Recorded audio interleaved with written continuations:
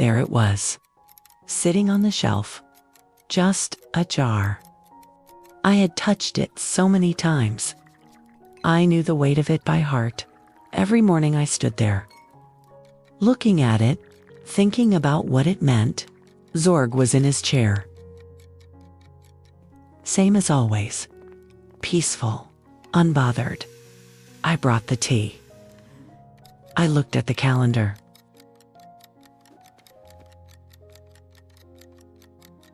The date was still there. The little airplane. The star. Then the phone rang.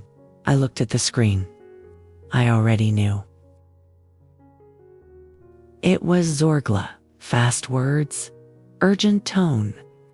The usual. Something about her face. I had seen that look before. I walked to the shelf without thinking. My feet already knew the way. I opened the jar. I took out some bills. I didn't count them. It wasn't the first time.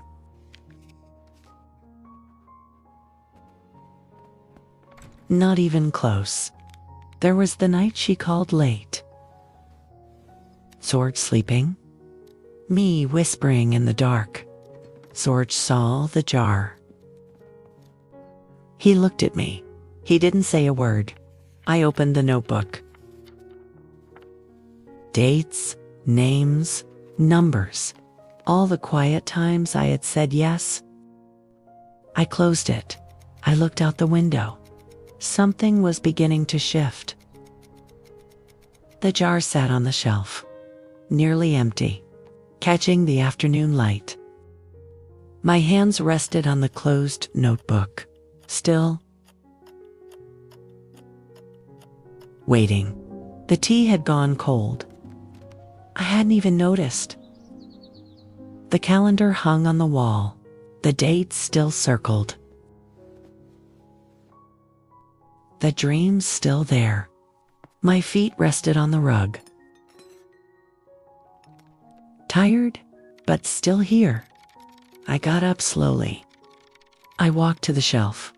I picked up the jar with both hands. Zorg appeared in the doorway. He watched me. He understood. I opened the cabinet. I placed the jar inside. I closed the door. I sat down and picked up my phone. No fight, no speech, just a message. I filled the kettle. Just for me. Just for this moment. I looked at the closed cabinet. Then I looked at the calendar.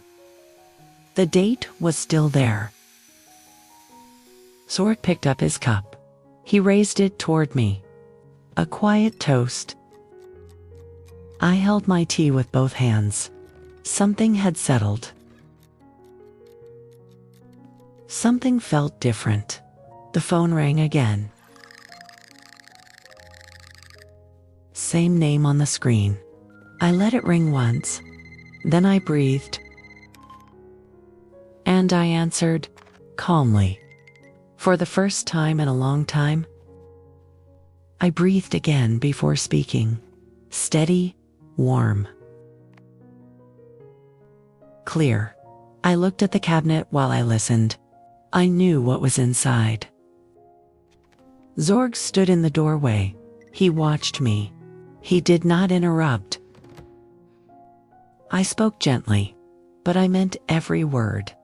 The speech bubble was empty. Silence on the other end. I put the phone down. I closed my eyes for a moment. Relief. Zorg put his hand on my shoulder. That was enough. I looked at our hands. Old rings. Old love. Still here. I turned to the window. The storm had passed. Everything was quieter now. I opened the cabinet. The jar was still there, waiting. I took a bill. Folded it carefully. Put it back inside. The jar sat on the shelf again. A little fuller, a little more like a promise. I walked to the calendar. I picked up a pen. I drew the circle again, a little darker this time. I meant it. Zorg came over. He saw what I had done. He smiled. We stood together. No words, just two people who had been through everything.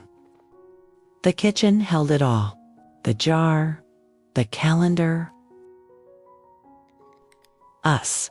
I sat back down with my tea, and I looked toward you. The jar was on the shelf again, glowing softly in the morning light. My slippers on the rug, still at peace. The calendar on the wall, the date, the airplane, the dream, still alive. Some jars were never meant to be emptied by others. You saved for a reason. You planned for a reason. And you are allowed to protect that reason, even from the people you love. Especially from them.